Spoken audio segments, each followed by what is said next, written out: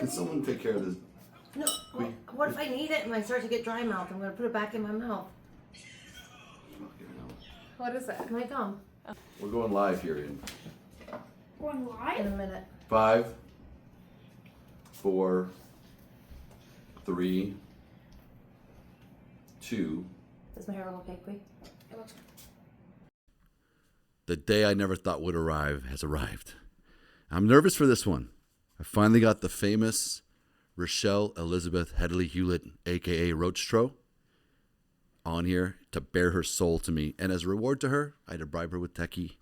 So I have these shot glasses she had done for me.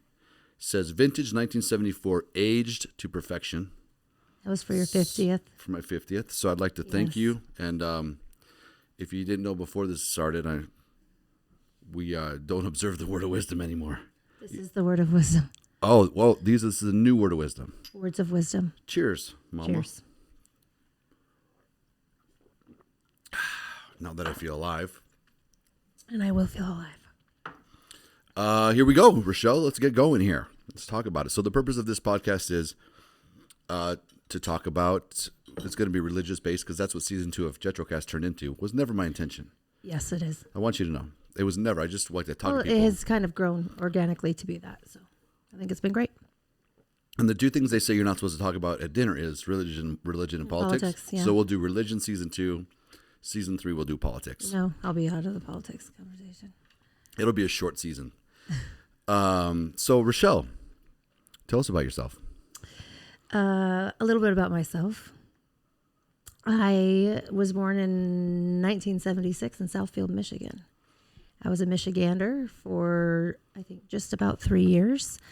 And then we moved to upstate New York, obviously with my family. But I am proud to be a Michigander, even though I was only there for the first few years of my life.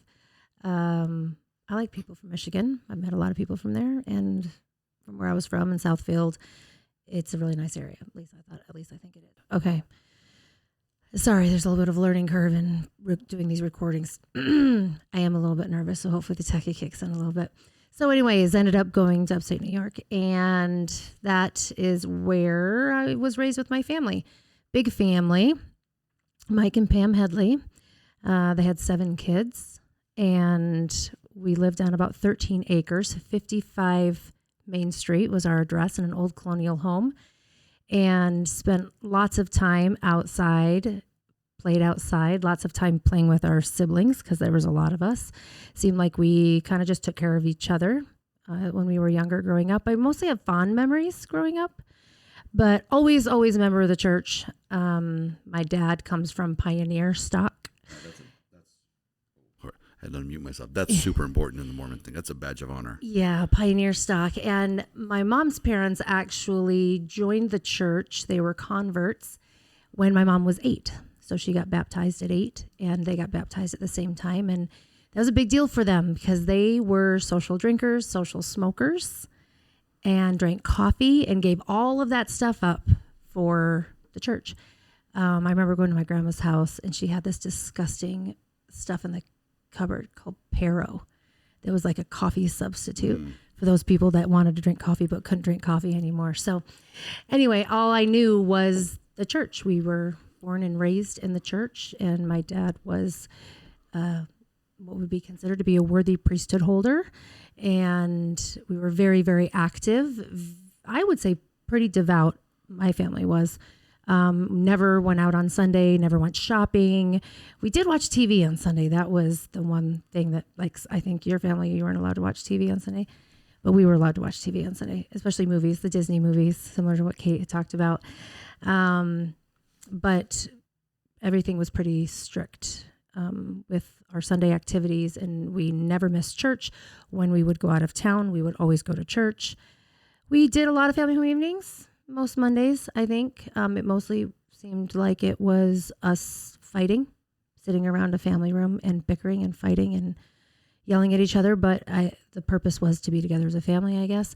My mom was a stay-at-home mom, and she ran the household the best that she could. And she cooked meals for us every single night. I would say that we weren't really well off. We ate a lot of casseroles, probably similar to some of the stuff that you ate. frozen chicken fingers or fish. Fish sticks. I never knew real fish. I only ever had fish sticks growing up. So when I got real fish, I was like, oh, whoa, this is weird. It doesn't have bread on it. But a really good home environment, I would say. Let me jump in. You're rolling. Yeah. So back to your grandparents who converted. That they were New Yorkers. Yes. Yes. Which is wild to think that the missionaries in the, what year was it, 60s, 70s? Yeah. Well, it would have been 60s. Before your mom was born? Or after? No, my mom was 8. So 1958. Yeah. Mm-hmm. That's wild that the missionaries were able to baptize people. And I don't think you said the city. Did you say Bloomfield? Oh, Bloomfield, New York. Yeah, Bloomfield, New York. Which is just a short jaunt from Palmyra, the cradle of the Restoration. Yeah.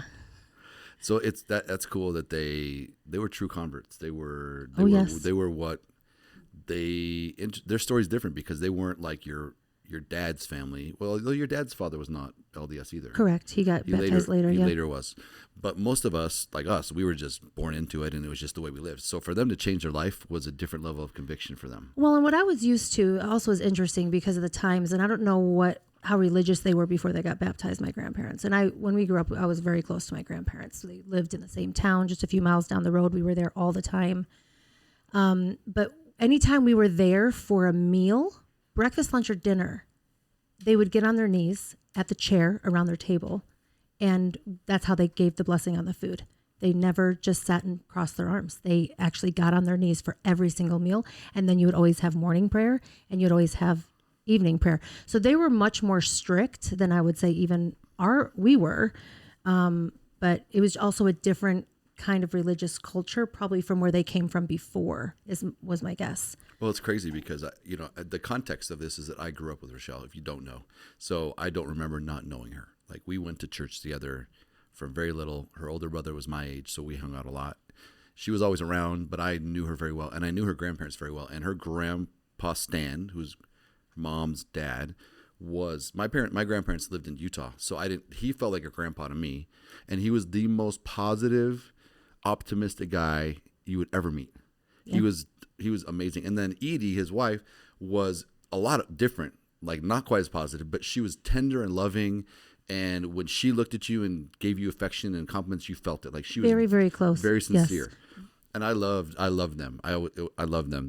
They were like my grandparents away from home. So going to Grandma Edie and Grandpa Stan's house was almost like going on vacation. Every time we went there, it was just a fun adventure because they had closets and dressers full of treasures and weird things, and we would go outside in the fields and play, and there was always something new to find. It was always really, really fun going to their house. And I don't remember your grandpa being a really spiritual guy. I don't remember him being churchy. Your grandma was very devout. Very devout. But in the best way. Like she was unbending in a lot of ways, but like you felt like even if you didn't do what she wanted, she would still love you. Yeah, she almost reminded me more of like a Southern Baptist grandma in a way, in a lot of the ways that she was, because I wouldn't say that she was highly affected by the Mormon culture in a lot of ways. It was like a different type of religious influence. She had no Utah context. No. So she was a New Yorker convert. Right.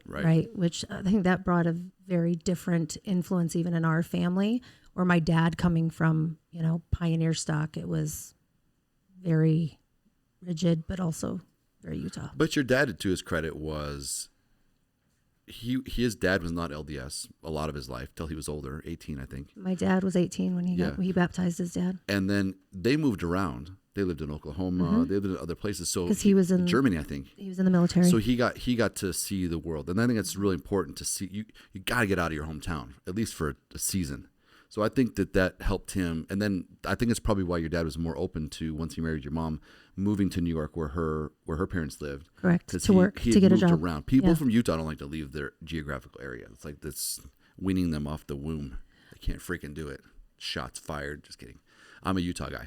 So anyway, you grow up. Very close to our families, though. Like we were really close to my dad's family. They lived in Michigan. We would travel there a couple times a year. Also incredibly close to my mom's family because it was just her and her two younger brothers. One lived in Pennsylvania or New Jersey. The other one lived there where we lived in Bloomfield with my grandparents. And so we were very, very close. Our whole family was close. All of our holidays were together. I mean, we knew our cousins really, really well. We grew up with our cousins almost like they were siblings from both sides of the your family. dad went into business with his father-in-law. Yes. And then he went also into business with your mom's brother. His So brother-in-law. his brother-in-law. So Yes. they were all, we were Family all, business. and we were all in the same ward. So it was very, And it's different back there because you could live 45 minutes away from somebody and be in a totally different high school, but you were in the same ward as that and person. we were again, like, we felt like we were a little tiny, like, have you ever seen the movie Restrepo, I think it is, in Afghanistan, where there's a tiny little military base and they're surrounded by the enemy? We felt like that we were very tight because it was just us against everybody. Yeah. Not, you know what I mean? We were tight. It was family. Yeah. And there were squabbles because there's family, but it was family. We were tight. So growing up, like, ages... Younger. It's weird for me because I'm trying You not know to, everything. I'm trying not to influence your testimony. You can because you No. probably remember more than I remember, to be honest. I will correct you on memory, but I'm not going to correct you on what your feelings of perception of who you were because that's your own. Can I talk about my first memory of church-ish type of a thing? I don't remember how old I was, but my parents left and went on a trip. I'm sure with, I can't remember who. They went over to Sweden or something to go see my dad's friend, my dad's old mission companion. And we stayed with my grandma. They were gone for a while anyway, probably more than a week. And I remember being really homesick for them. And we went to church. And in primary, they sang the song, "Families Can Be Together Forever." You know that song? If you're Mormon. If you're Mormon, then That's I the have a message. family So the here premise of the on song is that earth. families actually They cannot be are so together. No, good listen to to this. me. The premise of the song is families cannot be together forever, but they can be if you follow the right rules That's and join right. the Mormon church. Otherwise, you're... Okay, anyway, so I remember being at church and walking out of primary and going to the bathroom, and I was crying, and I was embarrassed that I was crying because I didn't know I even had emotion at that time in my life. It took me a long time to get there. So I go to the bathroom and I'm crying, and I remember one of my mom's friends came in and she was hugging me and whatever. And I was just telling her, that song made me cry. And she said, "Yeah, that's the Spirit. That's what you're feeling, the Spirit." And so I was like, "Oh, okay, that's what the Spirit feels like." And there were several other times throughout my life where a song would be playing or something like that, and it would be touching to me, like it would resonate with me, or I'd feel deeply. I'm like, "Oh, that's the Spirit. I guess that's the Spirit." So that's the first time I ever had a spiritual experience. I guess I would say that I could remember as young as I was. Your family was, my perception was they were in act devout, meaning didn't miss church, callings, always involved. Your dad was the bishop when I was 12, and he was a young bishop. If I was 12, he was maybe 30, young 30s. Young 30s. And mid to young 30s. But when I was at your house, I didn't ever feel like it was scripture study time or morning prayer time. I always felt like I would talk to you about what we would do, which was Did minimal, definitely. Compared to you guys were like really in it. We had family prayer every single night, no question. We had family prayer. We had family home evening every Monday. We always had a blessing on the food. We never had a meal where you did not have a blessing on the food. And when school would start back up, we would all get priesthood blessings from my dad. Right. So there's certain things that like absolutely, definitely, I think we would go through phases of like reading the scriptures together as a family. But then, we went to seminary and all of us kids and whatever, but it was not like I think as strict as your I just had a family memory. was. I remember now being at your house for family prayer, and I would always get nervous because I would always get asked to say the prayer. Are you kidding? They would ask. Like, because I think whoever said it the night before got to choose the next person. Is that right? That sounds awful to me. Does that sound right? Whoever prayed Probably. the night before got to pick the next person. Probably. I'd always get picked and would kneel down, and I was like, frick, I'm going to mess it up. Mike's going to yell at me. Rochelle's not going to like me. Oh, gosh. So we get going. Anything like you would want to put from like 0 to age 12, like before we start getting into your formative years that you remember? I don't have a lot of memories. I have, but relatively good memories of my siblings, good family memories. Like whenever we did travel or take a vacation, which was always by driving, happy childhood memories, and nothing that stands out even religiously up till the age of 12, which then I enter young women's right at the age of 12. And then all of a sudden things change because now you're like in young women's and young men's. And I do remember being in primary with you. With me? I do remember being in primary Wow. with you. Tell me about it. Yeah. Did I look good? I can't tell you about it because I don't remember anything from my childhood. Do you remember your baptism at age 8? I couldn't say that I do. When I see pictures, I'm like, oh yeah, that seems like I remember that. But I do. You know what I do remember? I do remember having wet hair, and when they went to confirm you, and all the men stand around you in a circle. Whoa, that just felt really weird of a memory. And my hair was wet, and it was so uncomfortable having their hot hands on top of my wet hair. And I just remember thinking, just get your hands off of my head. Like, it was so uncomfortable. That was the spirit. Yeah, probably right. Probably right. That's the only memory I have of my baptism was the hot hands on my head, and I didn't like it. Okay. So you get to age 12, you start to develop as a young woman, Mm-hmm. and you enter into the kind of the 12 to 18 years old is the young women's program in the LDS church. And they kind of start giving you the guidelines and teachings and guideposts to follow to become a very good person, a moral person, a spiritual person with your own convictions. And generally the intentions are good, right? Help you be a mother and to be able to be the kind of person that a Mormon man who has also followed the pathway for him would want to marry and have a family with and kind of carry on the traditions of the Mormon church and build up the kingdom. Yeah, well, in both programs, the young men and young women, they both had programs where it was like goal setting, right? Like it focused on goals and little things that would get you to the next place, and then you would get a little necklace, and then Yeah, at the end you would get what's a Young big- Women's in Excellence, right? Young Women Which is Excellence, a a big deal. medallion. And It's that like an was a Eagle really- Scout, but for girls. Yeah, I mean, they like to tout that, but no, it was nothing like being an Eagle Scout. But yes, the concept was the same of that. So I think in theory, that's like, it's a good way to teach kids how to set goals and how to progress and be a better person. But sometimes it was the things that you were doing or the repetitiveness of some of it. I don't know that it was, I mean, I liked it because I like to check boxes. I'm a list maker and I like to cross them out and I like to check them off and I like to see that I'm making progress. And so I liked it because in the book, you would have the book and you'd pick 2 goals of every subject, every year, whatever. And so I liked being able to cross off all the goals. And I probably was also an overachiever. You only had to do like 2 or 4 and there was an option of 10. And I would do like 4 or 6 in every category. I'm like, oh, I can do this. I can do more. But it was a lot of going through the motions. Did I feel anything? I tried doing the things that I was told to do. I would try praying. And it was very uncomfortable for me. From the very first time I said a prayer, myself, personal prayer, I felt weird. It felt stupid. I felt like I was just sitting here talking to myself.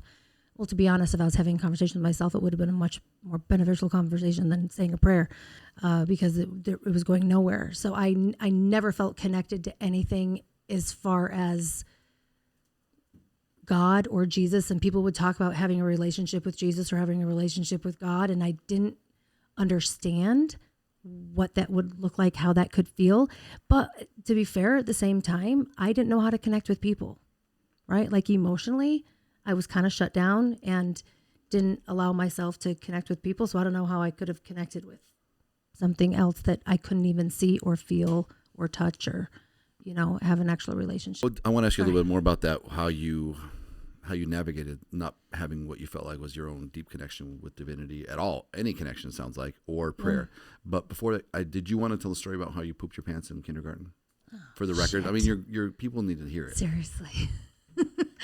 Like we need to. Okay, before before we get into church, we'll throw a few memories in there so that there's a little more context of the kind of person that I am and the kind of memories that go along with it. So the damage you've confronted. Yes. So in kindergarten, I had this really, really cute one-piece outfit. It was green, short sleeve. We might be able to find a picture of it. I probably could, with a rainbow belt on it. Oh, wowzer. And it's possible me and Emily had the same exact one, but maybe in different colors because we had a lot of the same clothes, but always in different colors. Because Emily is my older sister. She's a year older than me. Greg was 2 years older than me. And then, so I was the third child, and then there were 4 more. And I went to kindergarten, and I had to go to the bathroom, and you had to leave the classroom. No, you didn't leave the classroom to go to the bathroom. The bathroom was in the kindergarten room. So I went into the bathroom, and I sat down and used the bathroom, and then I pulled my green jumper up, and I felt I had some gas. And so I pulled it up and I'm like, okay, I'm just going to let the gas out. And so I pushed probably a little too hard and totally shat in my pants. I mean, like unloaded in my jumper. And it was already on and there was nothing I could do. Oh man, walk of shame all the way down to the nurse's office where I had to clean off in the shower. And then they had to give me like donated underwear and pants. Lost and found underwear. And when it's donated in the Bloomfield school, you know that it's really, really bad. Super tiny town. I graduated with 75 people. So the total town of Bloomfield, I don't know how many people, 13,000 people in that town. No maybe. idea. Anyway, so yeah, that was one of my first legitimate memories of school. Would have been kindergarten and pooping my pants in kindergarten. That was a rough one. And the second thing that people need to know about you is how old were you when you went to clown school? Like, how old were you? Okay. I was part of everything. And so in my later elementary years, we were part of 4-H. 4-H, 4U, for America, 4-H. It's like health, heart, I don't know, blah, blah, I blah, got blah. scared. They dragged me into that shit Anyway, too. you learned all kinds of things. You learned how to sew. You learned how to bake. I went to the state fair, won lots of blue ribbons with the baking and all those things. And Not a Mormon thing. sewed a lot of our own clothes. And one of the, I don't know what you would call it, sessions, right? It was like 6 months or something like that. We had the opportunity to, my sister and I, we both did it. Emily did it too. I didn't know Emily was in clown school. We were Shout both out in Emily. clown school together. Oh, man. So we went to clown. We learned how to become a clown. We made our own name. We sewed our own costume. We made our own face, like what we were going to look like. Learned how to do animal balloons, all those things. So I did attend some clown school when I was in 4-H. That absolutely happened. I can't remember how old I was. I was probably like 12, 11, something like that. That's what you need to know. So anyway, you're back to development as a young woman religiously. Well, this will give you a little bit of context of where I am. So in 7th grade, my high school was grade 7 through 12, and all of the assemblies were 7 through 12, and there wasn't junior high school. And every year there would be a contest, and it was called the Miss Bloomfield contest. Funny because I got that name later from your other girlfriend. She called me Miss Bloomfield. Shout out other girlfriend. That's right. And anyway, so I always would run for Miss Bloomfield, and it was like the funny person, right? The person who's like daring or funny or whatever. I think I was pretty outgoing when I was younger, just like I am now. And so there was always a theme every year for the contest. So I won my grade contest. So in 7th grade, I was Miss Bloomfield. And there were different stages of the assembly of when you would do different things. So anyway, that year, it was all about WWF wrestling. And this actually was 8th grade, not 7th grade. 7th grade, I was a big pair of lips. 8th grade, I was Miss Bloomfield again in my class. And it was Two-time winner. more than that. And then I ended up, it was WWF anyways. And so my persona was Ravishing Rick Rude. There's video of this, and it will be in here. It will overlay it to this so point. bad. Imagine the video's playing right now while you're explaining what you did. This is what's crazy. Because I was shocked when I saw this years later. I can't believe they let this happen. When I look at the video, I'm like, I can't believe I did that. And my mom knew I was going to do that. Anyway, it's an old wrestler, and he had really dark hair, and it was really curly. So my hair was curly, and I had these tight stretch pants on, and I just wore a sports bra. And he would like make people get knocked out. And then after he would knock them out, he would dance over them. He would like do hip thrusting over them. Yeah. And then he would bring a hot woman. Kind of like the Macarena, the last part. Yeah. Then he would bring a hot woman from the audience up, and then he would make out with her over the person that's laying unconscious on the mat, right? It was so ridiculous, over the top. So I'm out there in these tight pants and a sports bra. No shame, by the way. Like, I can't even believe it. I can, but I can't. Significant lack of self-awareness, which is refreshing. His pants always had handprints on his butt. Yep. So I took handprints and glued them to my pants. And then I went out to do my little thing, and I went over and picked up one of my friends off the bleachers and bent her down as though we were making out, and put her down on the floor, and then did a little dance over her. It's absolutely mortifying that I did that. Also, when I think of seeing my teachers later, and this is the memory that they have think of of me. you now running a school if that happened. Like the calls. That would not happen. Anyways, those are some of my memories, but also it kind of gives you a little window into I wouldn't necessarily say that I'm a free spirit. I think that I just like to have a good time, and I go with the get caught up flow. in And every moment. and I Every get moment's caught its up- own I do. I get individual caught up thing, with the and moment. there's nothing else that matters in the world. And in that I moment. sometimes don't think of the consequence of that moment. So, anyway, some of my memories of high school. Can you remember? Don't you do like themes in Young Women? Isn't there a saying or a chant or something like a? We are daughters of our heavenly parents who love us and we love him. That's it. We will strive to become worthy. I can't believe I just actually pulled that out of my head. I know and it's in there. I'm going to suppress the rest of that. But yeah, we would say it every Sunday. You don't in remember it church. all? I could if I went there for Go a there. second. Go there. I could go. The people want you to go there. Let's go. Give yourself a second. In while you're doing that, this episode. As we strive to become beings of our fellow men, we will. I can't go there. I can't do it. Which is crazy because later on in life, as I'm a freaking adult, I'm the Young Women's president, right? And I'm like doing all the things and I can't remember it, so I think I blocked it out. But high school was good, and I didn't have any Mormon friends. Not one friend in high school that was Mormon. I didn't have any friends. I mean, at church, there were few and far between. So the only thing that I knew was growing up with non-Mormon people. Weren't you dating a senior in high school in 8th grade? That is a lie. I take offense to that. I did not. My friend, who at the time was my friend. 9th grade then? No, when she was in 8th grade, she was dating a senior. She went to senior prom. You had a senior sniffing around when you were in 8th or 9th grade. I'll say his name. Do not say his name. And there was a bunch of us in 8th grade that liked a bunch of seniors, and we would like write them little letters and stuff like that, but nothing was ever serious. But it was like 2 years later that, anyway, no, that means nothing. But no, not a senior in 8th grade. I was completely unaware, thus the Ravishing Rick Rude situation. I had no idea or understanding what I looked like, my body, like how people were perceiving me. I always had more guy friends than I had girlfriends. I had no clue whatsoever that anybody would have been interested in me or seen me as something sexual, ever. It was completely lost on me, 100%. So you're going through Young Women. I was chased. You were chased by a senior in high school. Yeah, that's what happened.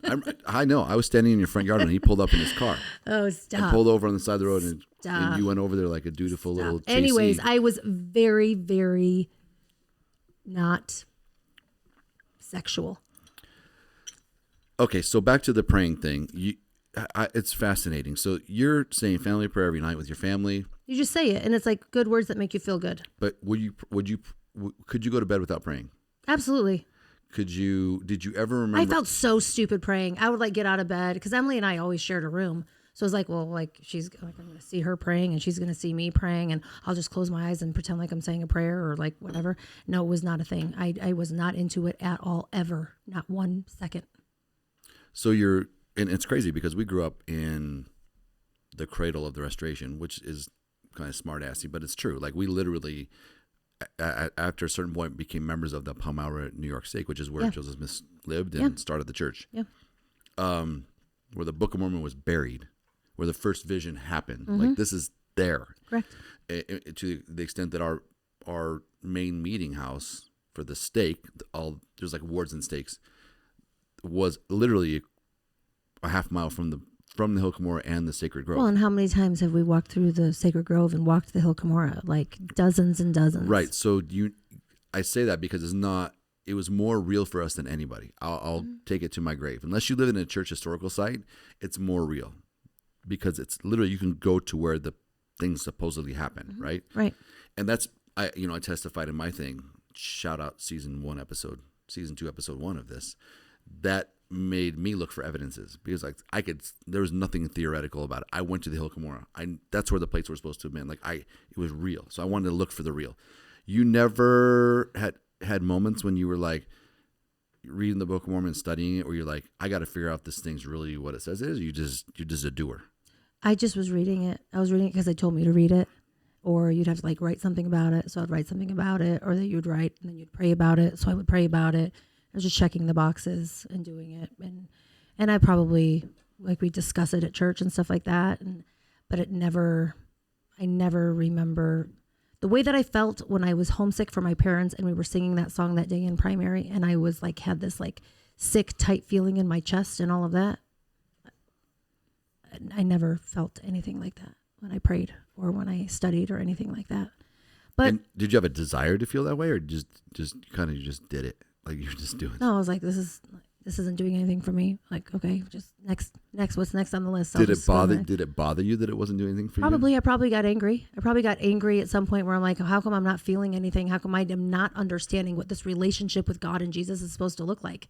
Like, they're not here. I can't see them. I can't hear them. They're just supposed to make me feel good. I don't know. So you would have gone to like young women's camps where they take the girls into the thing for a week, and it turns into like, at the end, you do a testimony meeting where basically it's unspoken.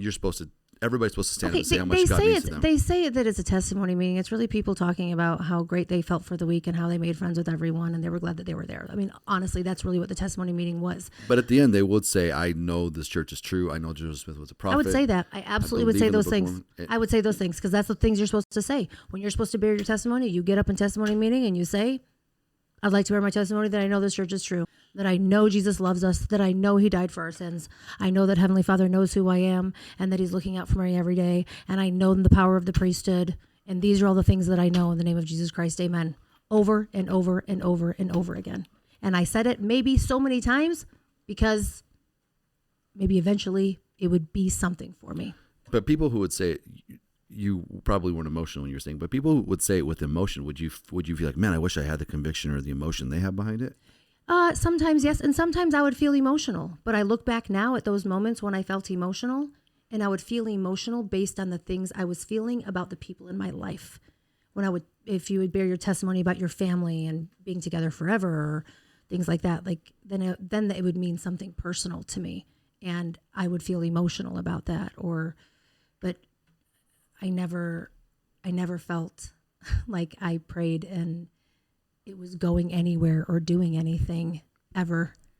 It all makes sense to me now. Like I see who I am now and how things have changed in my life. And now I can probably make sense of some of that. But back then there was no reason to not feel anything other than, I don't know, maybe I wasn't deep enough in my soul to either reach it or I wasn't creative enough in my head to create something that wasn't there. It wasn't there. Did you ever talk to any of your parents, your sisters, your church leaders about not feeling it? I never talked to my parents about spiritual things ever. Okay, anybody Ever. else? Emily and I would probably discuss things, but I didn't really have any friends. The people my age at church were weird. And so I only went to church to be able to see you. Like that was the highlight, was like being able to see Jetro at church. Remember we used to call each other brother, sister? Yeah. Hi, brother. Hi, sister Hi, Headley. sister Headley. And you'd be like so excited to grab your hand and be like, oh my gosh. Talking about I would burning be in like, the man, bosom. Yeah, I was like, man, her hands are kind of rough. Just kidding. I'm just kidding. You are Stop. not No, kidding. I don't remember That's thinking because that. I fucking work. That's why they're rough. That's why we are a great couple. So anyway, you that's really, I don't think I realized that. I know that you've always been more of a doer than a thinker. I'm not attacking you for not being a thinker. Just, it didn't bother you. That you didn't have this, you just went through it. You were just like playing a role almost. Like Yeah, but it wasn't that my experience was meaningless, right? Like I did what I did in Young Women's. Like I went through the program and the people that maybe I was friends with, like, okay, we would do things together. We would go to stake dances and that's really fun. Like it really was a social thing for me. It was like being together or accomplishing things. Doing the service projects were fun, especially when there'd be like young men, young women activities and we all got to be together and it was like, oh, this is gonna be fun, or youth conference, things like that. Like for me, it absolutely was a social event. It was not about anything personal for me. It was, I'm gonna go so I can see people. So anything else you want to say from like ages 0 to 16? I didn't kiss anybody until I was 16. Oh, we're going to get into that. Well, I just wanted to make sure went to 16. And I'm like, well, up until 16? I mean, I didn't even kiss a boy. Yeah, her thing was, I'm not going on a date until I'm 16. And it's just like so weird, not because you didn't really even care or believe any of it. No, I actually didn't. But for me, it was like the challenge. Yeah. Now you understand. Now it's like, you're going to challenge me? Like, I'm not going to kiss someone or go on a date till 16? Okay, I'll win. So you would have made the $1,000 deal that our daughter-in-law's dad had. Like, don't kiss till you're 18, you get $1,000. My mom bet me, said, I will give you $100. They would never have $1,000 to give me. $100 if you don't kiss them until you're 16. Did you get paid? Hell to the no. Pam, that's coming back with interest. Hell to the that's no. coming with interest. It's coming with interest. We're collecting. But you did. Okay, so it's really weird. We're not talking about. This is not a story of me and you and our. No, but it started. I mean, the things with you and me and the interactions with you and me definitely started from the time that I was 14, right? Like once I got into. Well, we would go on church trips together. We would take the big Greyhound buses to Washington D.C. to the temple, to do baptisms in the temple. The That was the closest temple back then to where we were. Did you really feel anything when you go in the temple like that? Like it was fun for me, but I was just really excited. The water was really warm and it felt weird to have clothes on and going in the water. No, I'm not. Look, but going on the temple trip was so much fun. No, like that's why I went, was to go on the temple trip. Yeah, the bus ride was all about. Yes, about it. Totally. I was just worried they give you these jumpsuits to wear, and you don't wear underwear. And I was just worried I was going to get a boner. And I was worried that they were going to be see-through. You were going to see my pubic hair through this white dress, no right? Or the not. jumpsuit or whatever. And I'm like, this is weird. It's like Rochelle's over there in her little white suit. It's going to get in the water, get out wet. You want to think that they look really good in the jumpsuits, but they all look awful. Everybody looks awful. Down boy. Anyway, so you start discovering guys. That probably doesn't really factor into much of the religion thing, other than maybe I never dated because nobody in my high school was Mormon, and I definitely was of the mindset that I had to date a Mormon for whatever reason. Like but the mindset was you date in your religion because you want to marry absolutely in your religion. Yes, right? You yes. don't go outside. So the high school people were not an option. There wasn't even a boy. Adam Jacobs, a year younger than me, right? You're throwing names, slanging. Sorry. He was like the only one close to my age in my school that was Mormon as a boy. And so Teddy Tweetmeyer was right there. I saw his penis. Jeff, why do you gotta go? He pulled it right out. He pulled Nothing it right. good happens at scout camp. And I tell you what, it Nothing doesn't. good And he would pull it happens at out. scout camp. And that child, he had some learning disabilities, but he was not challenged down there. He was gifted. Shout out Teddy Tweetmeyer.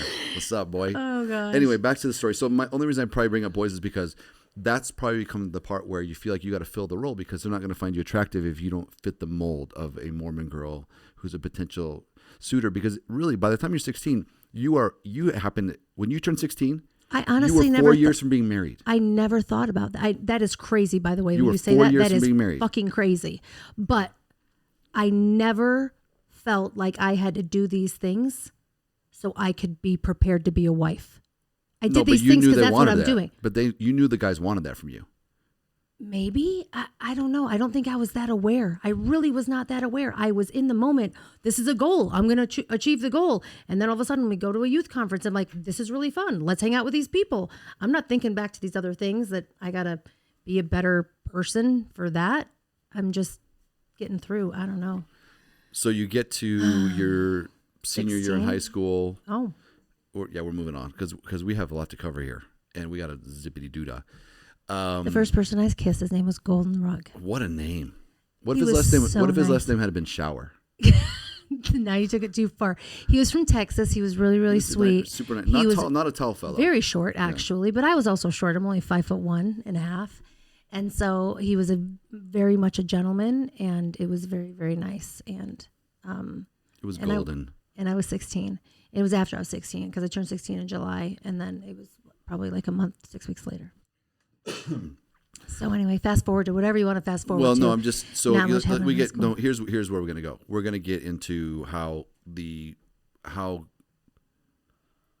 devout you were with respect to did your actions align with your conviction, which you're now telling me you really didn't have conviction other than you're just a doer, so you did what you're supposed to do. It was on the list. But I also followed rules that seemed reasonable. So when we talk about my action and conviction, like when I go from 16 to 18 even, right? Like my high school years of being with boys, which would have only been 2 years really because I didn't kiss a guy till I was 16. And so like the types of things that I would do with boys, it was never anything that intense. It was never an option. I was very, very, what's it called? Naive.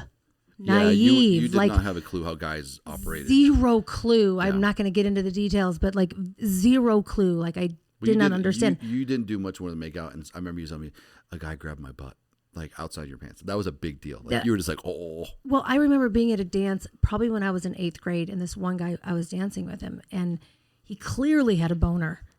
And I had no idea what was happening and what I was supposed to do about it, but it was uncomfortable. And I just remember thinking, maybe you should wear tighter underwear. Like maybe it wouldn't be so uncomfortable for me if we were, because it was a school dance when I was at a school dance. But that was like the beginning of me still not understanding anything. I was very, very naive. So you get to you graduate high school, 1994, class of 94. You get to kind of a little wild period. Talk about that. Yeah, summer. right before I graduated. Well, so you left the beginning of my senior year, and that threw me for a loop. I was absolutely depressed. I'd never been in love. I never understood what it felt like to have your heart broken or anything like that. At that point, I probably loved you more than anybody else I loved in my life, including anybody in my family. At that point. Like I love my kids. Well, yeah, I'm still number one though, right? Yeah, of course you're number one. I don't need to be needy. This isn't about me. No, of course you're number one. But where I went to was on my mission, by the way. Yes, the feelings that I had for you escalated quickly, like at the very end, right when we were dating, before you left on your mission. And like I said, it was really intense. We talked about everything. We shared everything. Like I was connected with you. I felt intimate emotionally with you. I was not intimately emotional with anybody else. So anyway, I think at that point, I had probably let you deeper into me, into my heart, like into my emotional self. And so that's why it was so traumatizing for me when you left. So that led you to hit the bottle. So I was alone. It's like a country song. At that point, I was kind of alone. I didn't have a lot of friends because all my friends had graduated earlier in previous years. I mostly had friends that were guys. I quickly tried to move on and get another boyfriend. And then by the end of my senior year, it was just me and my really good friend, Heather. We were really tight my senior year. And she was really adamant that I not do anything, right? And I remember the first time I ever did anything, smoked a cigarette. I was at her house, and her dad smoked all the time. And I was like, Heather, I want to have a cigarette. She's like, no, you don't have a cigarette. I'm like, no, I want to have a cigarette. And she's like, Rachelle, you know you don't have a cigarette. You don't believe in this. Like, you're not supposed to have a cigarette. I was like, Heather, if I'm going to have a cigarette anywhere, I'm going to have a cigarette here. So go get me one of your dad's cigarettes. And so she did. She went and got it. She wouldn't smoke it. Of course, she hated cigarettes. And so I sat on the curb because she lived right by the funeral home. So we sat on the curb of the driveway at the funeral home, and I smoked my first cigarette. And I will tell you, as crazy as it is, from the very first time I smoked it, I was like, I really like this. This tastes really good, and I really like it. And I didn't care. I didn't feel guilty about it. I was like, this tastes good. It smells good. It tastes good. I like the feeling of it. And then we hung out after school was out, and I ended up hanging out with her quite a bit. And she liked to go to parties and stuff. And so I went to a couple parties with her and drank some really awful beer, Rolling Rock beer. Shout out Rolling Rock. Disgusting beer. Because now I like beer. Like certain beers, I really like beers. And this was just gross.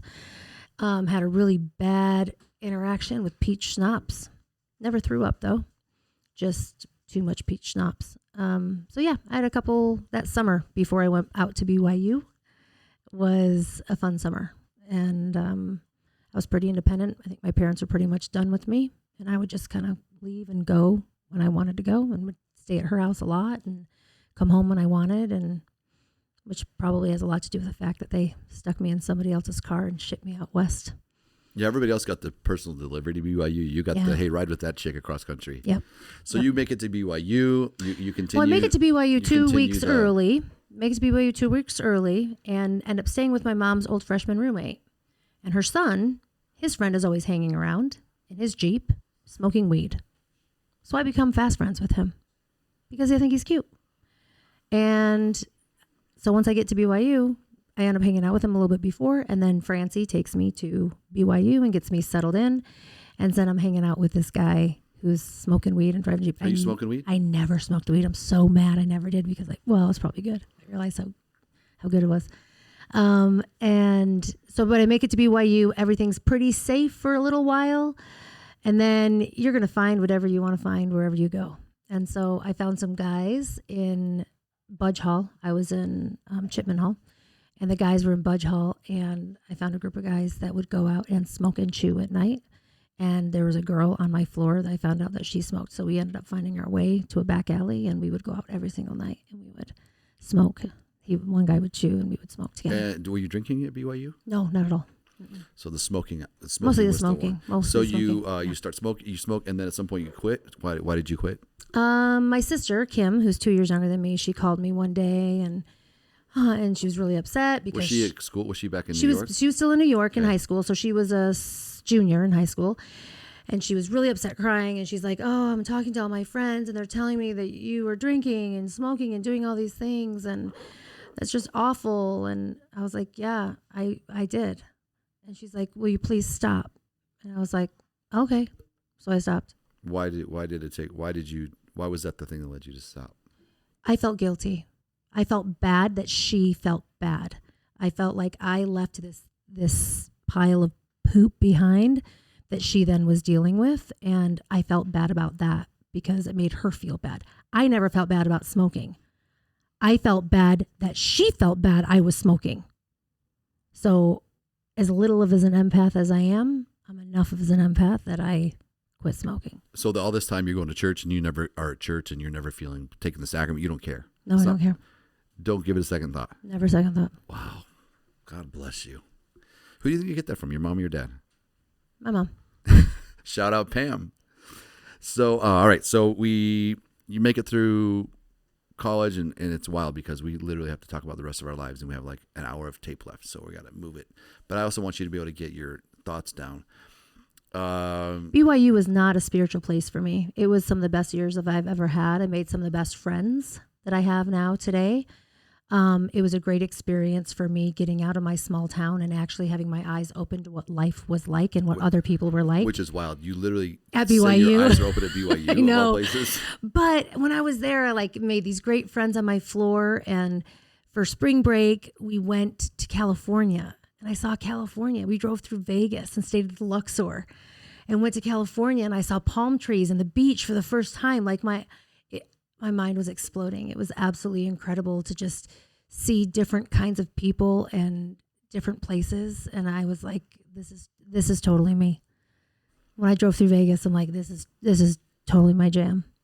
So you make it through your freshman year. You go live in Denver for the summer. I barely make it through my freshman year, by the way. I had a really, really steady boyfriend, very intense relationship at the end of my freshman year. And then he was getting ready to, sorry, I'm just remembering the conversation we had last night. He was getting ready to go on a mission. Did you have tube socks or was it?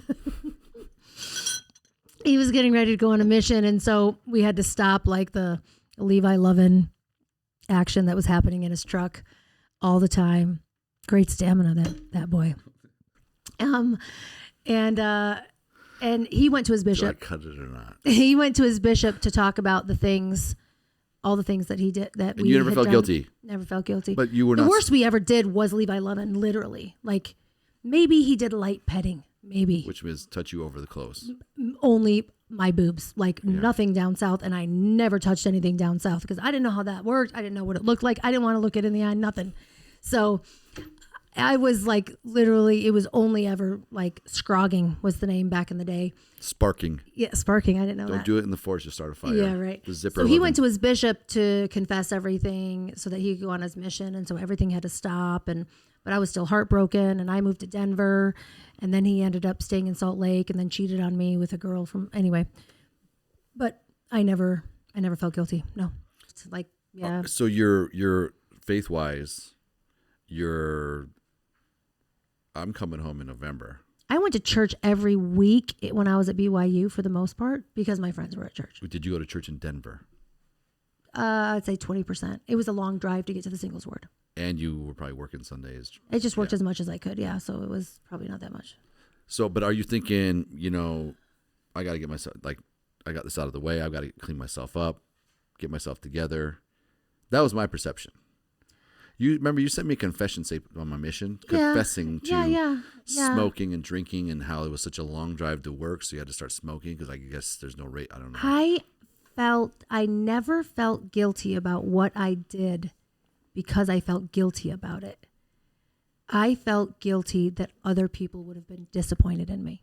You sent me an audio confession, and I had intel from people saying, "Hey, she's running around, or she's got this serious boyfriend." And I was like, "Well, I'm just trying to stop. I don't want to have diarrhea this day, so I'll live with it." So anyway, yeah, I'm sure I confessed to you because I felt bad that I had probably been with another boy, but not necessarily because of things that I did. I never felt guilty enough to go to the bishop. So, did you feel guilty at all? Okay, we got to talk about one thing. Just before I got off my mission in November, we won't get into the details, but you had an interaction with the guy you got into a bad spot, and you got into a spot where you were giving off signs that maybe something, and he thought he took that, and then some things happened, and you felt taken advantage of. And so you went to your bishop to talk to him about that he took advantage of you, not because you felt guilty, and it turned in. You tell that story a little bit. Yeah, I definitely, now I look back on it, and I was a fool, right? Like, you don't get a booty call and show up to some guy's house at 10 o'clock at night to hang out and watch a movie. Like, and he's probably thinking one thing, and I'm thinking, oh, we're going to hang out, or maybe we'll make out, and this will be really fun. And I didn't know him well enough to know like what his history was. I was just naive. I had done very little. And so things ended up happening, and it wasn't that big of a deal, but I definitely felt taken advantage of. And when I went to the bishop to talk about it, his reaction was, okay, well, let's talk about why you were at his house and why you went there in the first place. And I was like, no, that's not what I want to talk about. I want to talk about how I just felt totally violated by this person who did something that I said no, and he kept doing it. And he's like, no.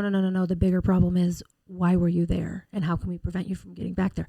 I now can see like where he was going with it. But at the same time, like just a little fucking validation is all a girl needs when someone was taken advantage of. And I was not happy about that. And I never went back to church. Never went back to that ward. I was done. So I get off my mission in November of 95. We reunite. We kind of pick up where we left off. And you were ready. You kind of gone through the college experience. It seemed to me like you were just ready to settle down and be done. Yeah. And which was totally unfair to you. No, this is not what the discussion about. I'm just trying to drive along. We date, we court, we get married in the temple the following summer, July, in the temple. Yeah. Before we get married in the temple, we are together, and we were frisky a little bit when we were engaged, and you felt like we needed, I think it was probably driven by you. We had to go talk to the bishop before we went to the temple, right? Or you're supposed to meet with the bishop. I never said a damn word to the bishop. You went, and then that bishop ratted me out. I thought maybe we were meeting with the bishop before we were going through is what it was. You talked to your bishop in Provo. I didn't say a damn word to anybody. And then we got back to New York together, and that bishop. People love to talk about it. That bishop in Utah called our bishop in New York and said what had happened, which was like not that big of a deal. Like literally, I touched her boobs under her shirt, big deal. And then it was like they were sharing intel. Which is ridiculous, by the way. So fucking stupid. I could definitely see how there were moments where I got caught up in like, this is the ways of the church, and you're supposed to feel this way, and you're supposed to behave this way, and you're supposed to do these things, right? Checking a box. Like, this is what's right, this is what's wrong. But when it came to like deep-seated guilt or deep-seated things, feeling grounded in different principles of I can't remember ever feeling any of those things. And we were not super churchy people. In the 4 months we lived in Utah together before we got married, we would go sometimes, but I would find every reason out. I would try and pick up a shift on Sunday at the country club. I'd do whatever I could not to go. Yeah. I was burnt out. Yeah. I was very spiritual, but I was burnt out from the mission. I felt jaded in some ways. So we get married in 96. Get married, and let's just talk about like the first 5 years of our marriage. Like, well, let's just kind of like, how would you say we were very casual church members. Really? I would say we're very casual church members in that we went to church, right? Casual earlier or casual later? Like, no, I'm saying we were casual in that, like, we weren't devout in, I don't know that we ever had companion prayer. Oh, yeah. As far as our relationship, we were definitely not. We didn't pray much. No. Didn't talk about a lot of spiritual stuff. No. But weren't ever doing anything that was against the church. No. We were never doing anything wrong, but, like, we never shared anything spiritually, like, deep spiritual. We talked about a lot of things. We were emotionally connected, but spiritual Like that wasn't a connection I was No, looking for. No, I would say that I was definitely invested in learning about it, and it was a personal journey. It wasn't like I would talk to you. I do remember one time I got really upset that you didn't ever want to have a blessing on the food. For some reason, that was a big deal to me. Oh, really? It was like year 2 or 3, and I remember just thinking, gosh, he's not even want to say the blessing on the food. Like, how are we going to... How's this Mountain Dew going to go down safely if we don't pray over it? How are we going to survive this marriage if we don't even bless our food, right? So, yeah. You were... I didn't care. I was doing for the sake of doing that. But I would say that we, early on, before we had kids, I would work on Sunday a lot at the country club in Provo. And then when we moved to Vegas, I would work graveyard or late nights till 3 in the morning doing ballet. So I would get up. I would not want to get up for church. Like, it was hard. And I think I must have a little social anxiety too. And I also felt at church that I was inadequate. Like, these people are all lawyers and dentists, or they're in law school. They're already in their life. And I'm just right? a valet parker, and you're coding for some doctor's office, right? And so it was like I felt socially inadequate. And that's the first thing they ask you is like, what are you doing? Like, it's all about a big freaking dick measuring contest half the time between the guys, right? And so I just didn't want to be in that social environment. But I was definitely in... I was definitely in the social environment. I was always down for it so I could meet new people. I always loved to meet new people. I always loved to make friends. When I was in the wards with the older women, like the one in Orem, it was like awful because it was all old families and we were some of the only young ones. And like, I wasn't about that, but I liked going to church because I liked to be able to meet new people and make friends, for sure. And I would say things kind of turned for us. We had a couple kids. In 2004, we decided to move back to New York for law school. Yes. And that's, I think, when things kind of heated up on a religious sense, because we get back, you get called to be the primary president back there. Yes. And we were living with your parents. And we were moving back into our old ward where we almost had to assume our old identity. Yep, definitely. We definitely had expectations of us. And so we got more into it. And that's when I became intellectually more into the church. I started really digging in because the lawyer in me made my brain. The training's there. We're going to religion. I was digging. And I was not interested in any of that. You and I together were not spiritually connected. We did not talk about church. Anything. No, well, you were gone 4 days a week.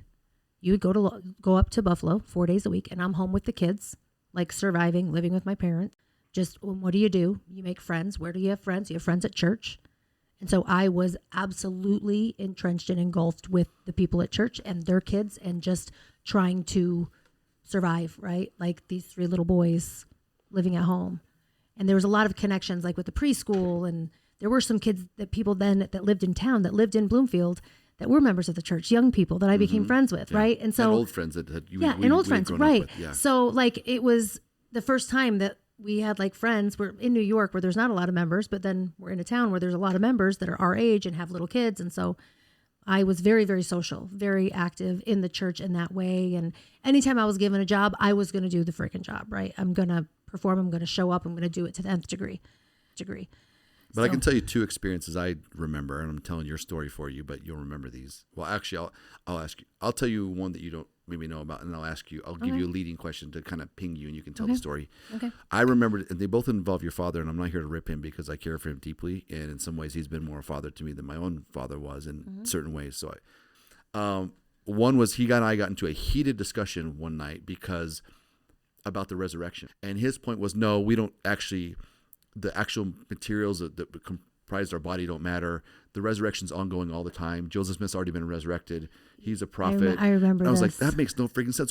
Let's go dig up his freaking grave right now. There's no way that dude's resurrected right now. And his point was, you don't even need his bodily remains to be resurrected. So we got in this big thing, and I was like, it was heated. It was the only time your dad and I have actually really kind of gotten into it, like intensely. And I was just like, what the freak? This guy's got his own. He's in his own thing. That is not scriptural, bro.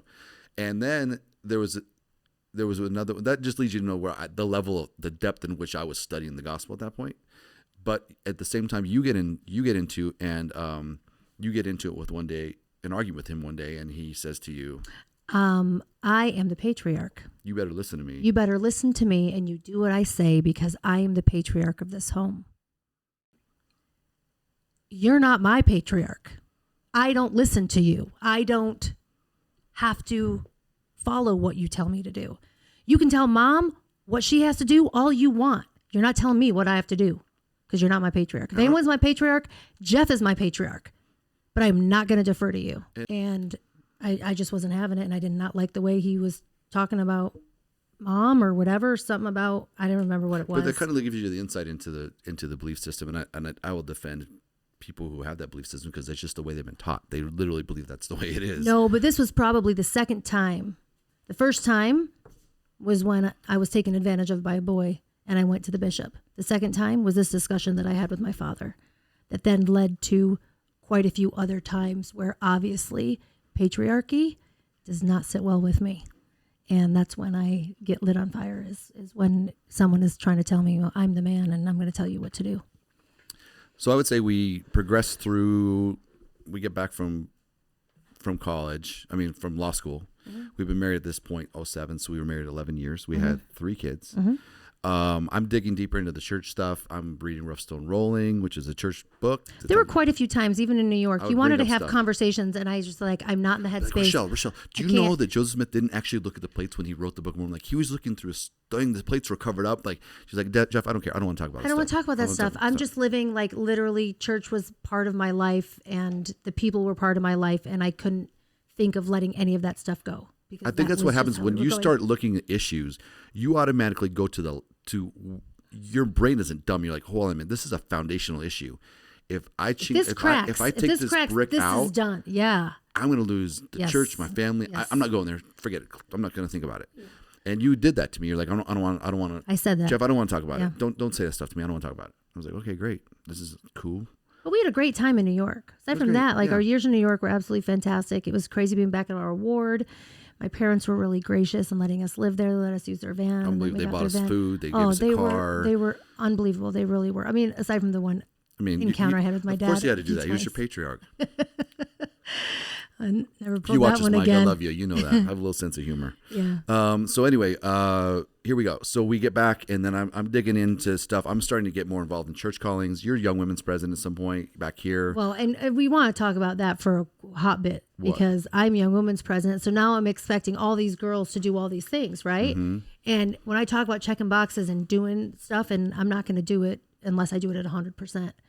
And so when I'm Young Women's President and these girls are going through the Young Women in Excellence program, I'm like, I'm going to go through it again. Mm-hmm. I'm going to do everything I'm asking you to do. I'm going to do the same thing because that's the type of leader I am. I'm in the trenches with you. And my friends, we talk about it now and make fun of it because even when I was like doing my goals or whatever, I'd have my alarm set for 4 times a day. You're supposed to stop and you're supposed to ponder and you're supposed to pray for 5 minutes and think about this and think about that. And I have my alarms going off and I'm going through the motions. Are you getting any sort of spiritual thing? I am getting out of it that I am crushing shit. So you're just getting the self-satisfaction. Absolutely. That's the spirit, Rachelle. Getting through it. That's the spirit. Yeah. So I remember that. I remember you getting award. They call you up in front and they give you put the necklace on you. A man, of course, they don't have women do it. Yeah. Although it's all men, right? You don't put anyway, it doesn't matter. That doesn't matter. So you're Young Women's President and then I become, let's talk about the one, when you were around that time, when you were Young Women's President, there was a night that you and your friends dressed up as elderly women to make fun of somebody's birthday. It was my birthday. Oh, you all got dressed up as old women. It was probably birthday. Okay, so now I believe we're talking whatever year that 14 years ago. 2011 maybe? Yeah, it was my 35th birthday and they showed up and they all dressed like old ladies and had walkers and so they came and they brought me an old lady dress and glasses and a wig and we all went out and we went to Marie Callender's to have dinner and have some pie. And then we all went to play bingo at one of the casinos. Yeah, Red Rock, yeah. Yeah, Red Rock. And so a couple weeks after that, what happens? A couple of the girls got called. We posted it on Facebook. That only Facebook existed at that point, I'm pretty sure. There was no Instagram. It was just Facebook. They weren't all in your ward. They were in a different ward. Right. They were right. We were in the same ward and then we ended up getting split off. Okay. But these were all people that I met. As soon as we moved back from New York, they were all in our ward. And then I decided to start up game night because I wanted to make friends with people in the ward and have local friends. And so I started up game night and once a month we'd go to my friend's house. I, of course, nominated her to host it because her husband was a cop and he worked graveyard. So we would have girls come together. And so we became really, really good friends. And then the ward split off. Again, this was all a social thing for me and making friends. So they split off. So they were in another ward. We were in this other ward. And 2 of them get called in by the bishop. and said, well, we've been told that you have been going out and partying and gambling. And they're like, what are you talking about? Well, it's been reported from people, who are friends with you on Facebook that you were seen at the casinos and you're partying and you're gambling. Because we had taken some pictures of all of us as like old ladies sitting at the slot machines, like we were going to pull the slot machines, right? Like photo op. And 3 of them, I think, got called in. Well, you were gambling. Bingo's gambling. Bingo was Didn't gambling. they think you say you're drinking or no? I thought someone said you were drinking. Partying. Partying, yeah. Partying, right? Okay. Partying and gambling. And it was like, holy shit. Are you kidding me? Like, totally over the top, crazy. I remember talking to our bishop, and we were like, He came over. I think he was going to release you. he was coming over He to sat release right here in this room. He was coming over to release me as young women's president, and I thought I was in the doghouse, and I'm like, No, you were fighting mad. Like, I'm getting released because of this. And he's like, I don't know what you're talking about. I've never heard anything about well, and then later he's like, I never would talk to you about that. He Like, thought it was that's dumb. absolutely ridiculous. He's That's amazing. absolutely ridiculous.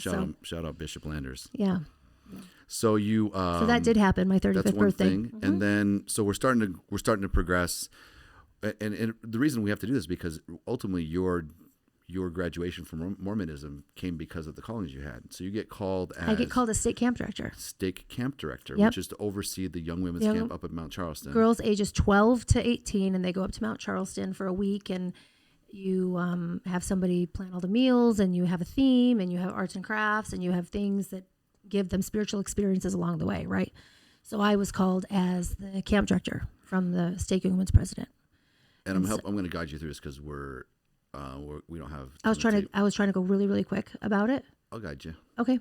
So you're doing a great job in Not your because mind. you're a man, by the way, No, but because you're good at this. Because I'm good. I'm Jetro, bro. Yeah, This is that's Jetro fine. Cats, bro. That's fine. So you're doing a great job planning, but then at some point you're still kind of under the direction of the Stake Young Women's presidents, right? Correct. And they come meet you here because you're kind of a doer, Yeah. and they don't know all what you're doing. They're feeling like worried about, we don't even know what you're doing, and so they come meet you here and they say, Well, it was actually after the camp was over. I don't think so. So there were a couple things that happened at the end of camp where I'm like, this is the way that we need to exit camp. And they're like, well, no. And I'm like, no, this is the way we need to exit camp. And then afterwards, I remember having a conversation with the Stake Young Women's president. She's like, well, I was just expecting you to return and report. And I looked at her and I was like, return and report? I do my freaking job. I don't need to return and report. I did what you asked me to do.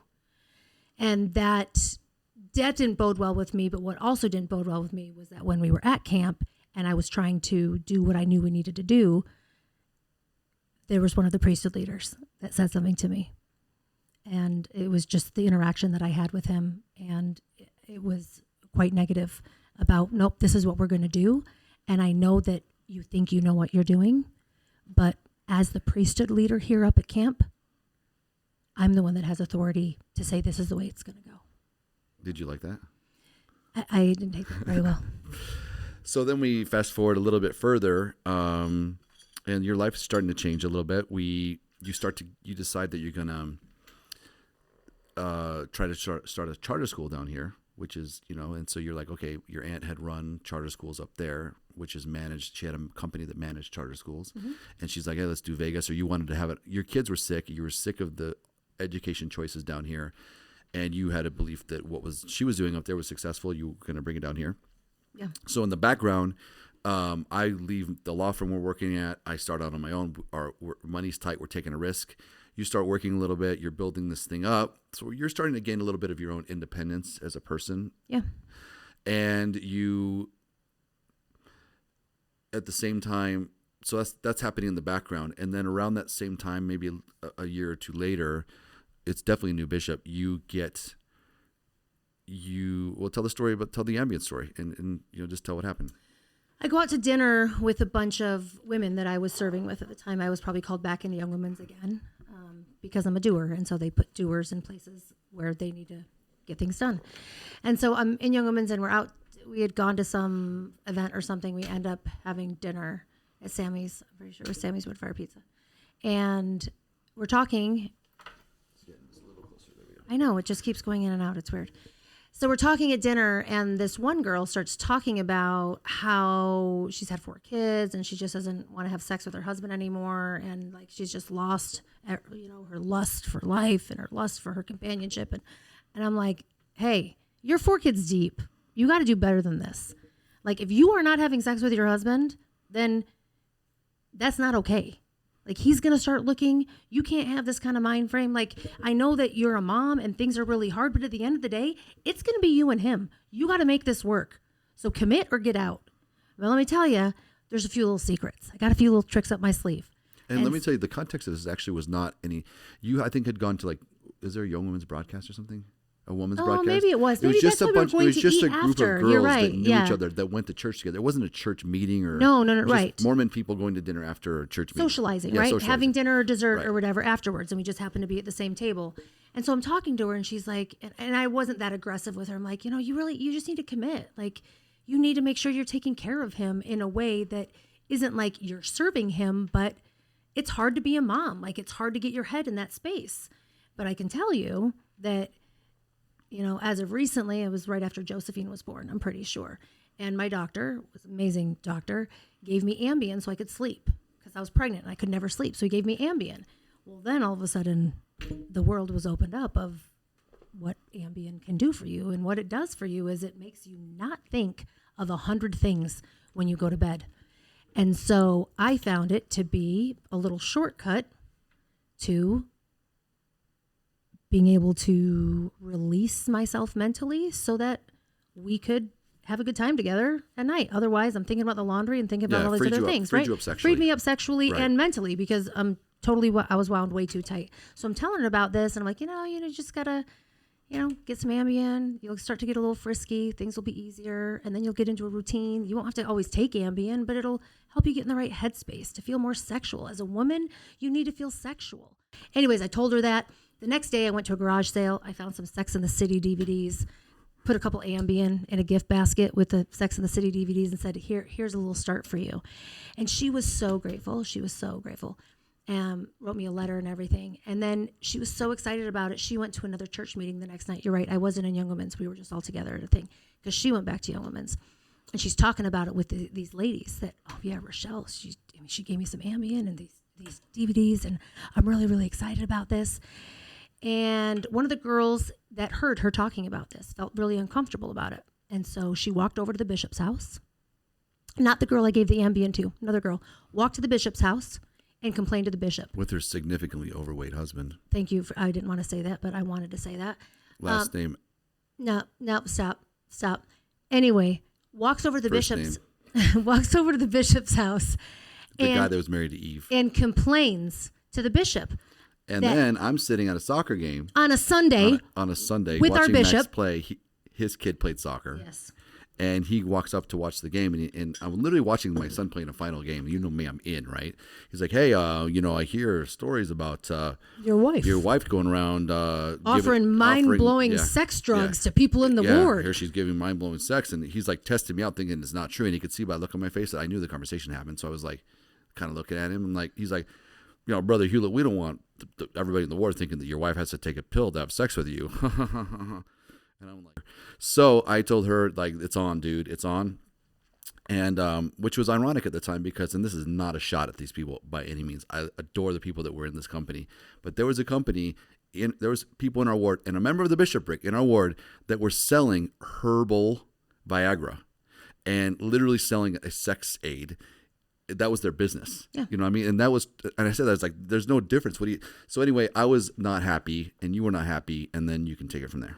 Well, I just remember going to church the next Sunday, and I was a disaster. I was torn up inside. I was devastated. We started sitting in the back. I was moving way back. Yeah. And up until now, everything was like business as usual. I was the elders quorum president, I think. Yeah. I think I was the elders things quorum were president. business as usual. We went to church every week. I mean, we would still go out to dinner, right, every now and again. So we weren't super, super strict about things. When we would go on vacation, I wouldn't wear my garments. I would wear bathing suits and sundresses and stuff like that. But for the most part, we were in it every day, in it. And this was definitely the breaking point. And I remember going to church and I could not stop crying. I was a remember that. disaster. I was sobbing through all of sacrament meeting. I could not get myself together. And then the bishop comes up like after. He called us into his office. And calls us into his office. And we Do you remember what he said to us? No, please tell me. No, you don't. You don't remember? I will probably lose my shit. This guy literally has the balls to say, imagine how the Savior felt. Imagine everything he went through, how he was persecuted, and he felt like people had his best friend betrayed him to authorities that led to his death. Imagine how he felt. And if he could overcome that through the atonement, you guys could overcome this too. You don't remember that? I do not remember. I probably blocked it out. I do remember telling him I was talking to my friend as a friend. I was helping her save her marriage, telling her she better start having sex with her husband because that is not a healthy marriage. It had nothing to do with church. And I'm like, and this is nobody else's business. It was me having a conversation with my friend. This isn't your business. This isn't this other person's business. I don't understand. But he said someone came to my house and they said that they were really uncomfortable that this and that. And I was like, you can't trust any of them. So then we get to in the meantime, you're still building up the school and you're starting to interact with people who are not LDS, really good families, and talk for a minute about the impact that was starting to have on you. Where we're told in the church, this is your community. This is your people. Families can be together forever. Yes. If you're Mormon. Otherwise, yes, it's over.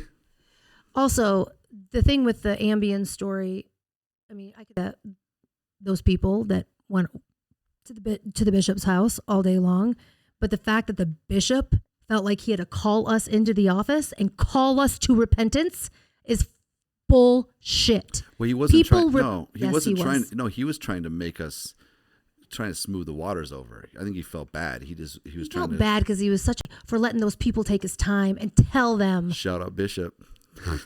Anyway, so I start getting the school going and I get it's all about getting people on board, getting volunteers. I talk to everybody and anyone, grocery stores. I'm at scout meetings. I'm at anywhere I go. I am talking to people about the charter school. And it's amazing the type of what would you call it? Interest, I guess, for lack of a better word, interest that we were getting in the school. And so we get the school going in 2014, but with all of these people and all the volunteers that are helping, and we're asking them to do some crazy stuff, like go up to St. George and rip old furniture out of a school that's going to be demolished. Tells you something about the furniture we were pulling out of there.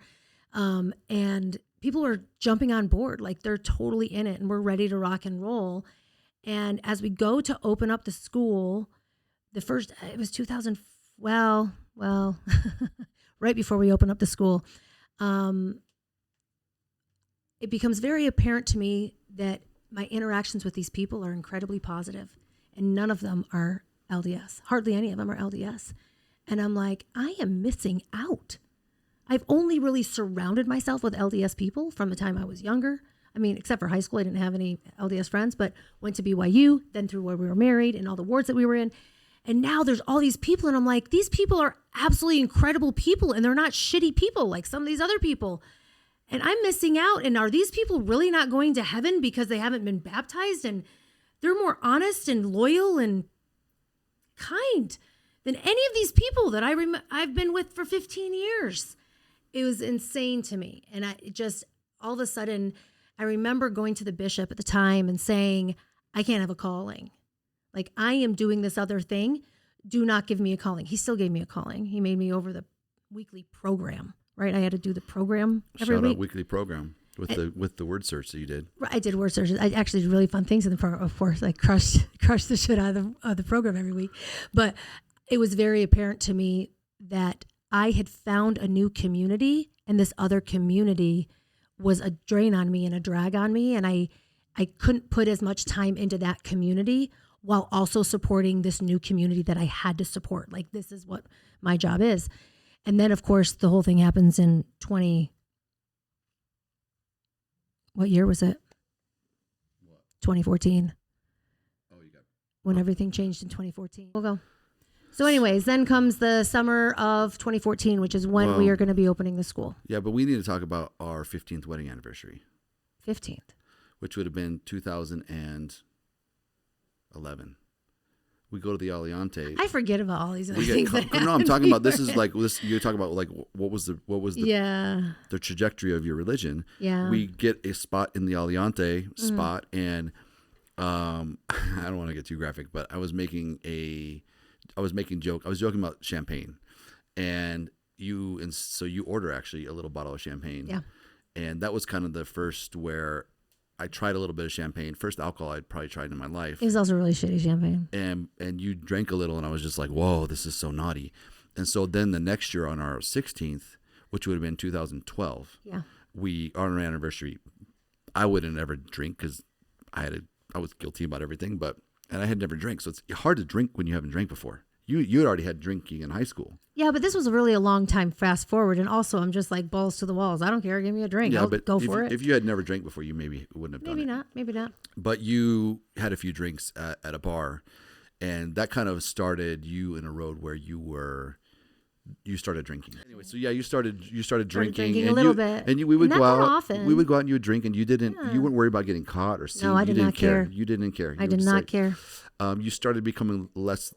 You became fairly liberal in the wearing of garments. You didn't stop necessarily, but you would go out sometimes and wouldn't wear them. Yep. I remember one time we were in Park City, and this is 2014, July of 2014. When, the we weekend of magic. We meet our longtime friends up in Park City. They lived in Provo or Salt Lake, somewhere in Utah, and we show up, and we had told them before that we drank. You were drinking, Mm-hmm. so we show up. We get an Airbnb with 2 rooms and a central part. We show up, and the room they bring just like she had bought like a gang of alcohol. Yeah, probably 4 different. That's there, and so that turned into kind of a party weekend for you guys. Definitely. Again, you 3 are drinking, and I'm just Mr. Uptight. I wouldn't do it. I think I just felt guilty. We go out to dinner. You borrow one of her dresses. You have not garments on. It's like Correct. a shoulderless dress. Yeah. And you get a call. Post it on Facebook, and I get a call. And you get a call from my sister. And she says, I just want to make sure everything's okay. I noticed that you weren't wearing your garments in your Facebook post, and I'm worried about you, and I want to make sure you're okay. Now, the first time you got the call, you stopped all activities years before. Did this stop all activities this time? Hail to the no. Rachelle 3.0. I was like, okay, I guess I just can't post pictures anymore.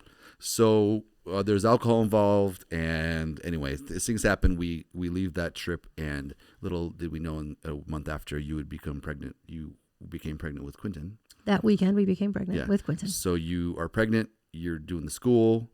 2 weeks before the school opens, I take the pregnancy test. Yeah. That I'm going to be having a baby while I'm going to go back to work full time. And like we said, we always joke we should have named him Don Julio. He's our boy. He's We call him Don man. Julio on the side. My man, Quee. Anyway, so point is, if things are progressing to where now and it's really weird as I say this timeline, I can just hear some churchy person saying, yeah, no wonder things fell apart. You weren't living the principles of the gospel, and so you lost the spirit, and so therefore you took offense to everything. I had never, ever felt so connected to a group of people or a cause or a principle as I did in opening the school and meeting the people through the school. So the school opens 2014-ish. You have Quentin. You're there all the time. And I think would say the next culminating event after that would probably be in 2017, August. Max goes on his mission to France. Yep. Tell about the impact of him being on a mission with respect to your spirituality and church beliefs. Well, before that, I definitely am a little bit more removed from the church setting anyway, mentally, because of all these other things that have happened, right? And I'm working a lot, so I'm not going to any of the activities. Like when they have activities all the time and midweek activities, there's a reason they do things all the time to keep you engaged. Because if you're going to be engaged, you're never going to question. You're never going to look outside yourself. You're never going to look outside your circle of friends. You're going to say, this is what I'm supposed to be doing and the people I should be friends with. And so because I was more time at school and I felt this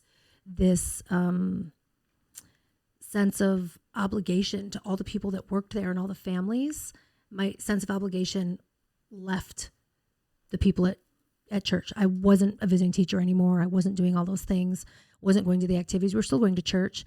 And then it came time for Max to leave on his mission. And I could not have prepared myself for absolutely how horrific that whole experience was.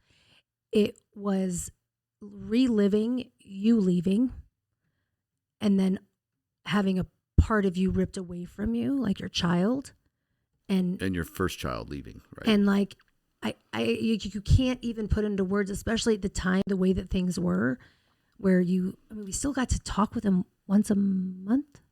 No, never. This was still like you had to email. Like, he's gone and dropped off, and you don't even know for days. Like, is he alive? You get a very short message. It is literally like they are dead, and you're mourning them like they're dead. It was absolutely awful, awful, awful.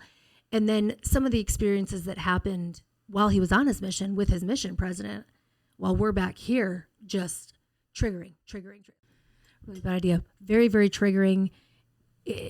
I was depressed. There's no question. I was as depressed when he left as when you left. Probably more depressed when he left as when you left. And I was reliving all of that all over again. The difference was with you, it was all about love and all about I'm going to miss you. And with him, it was this awful feeling knowing that he's going to do this thing that I did not believe, that I did not support, and that I know there's a lot of shitty men out there leading this church, making it awful for these boys.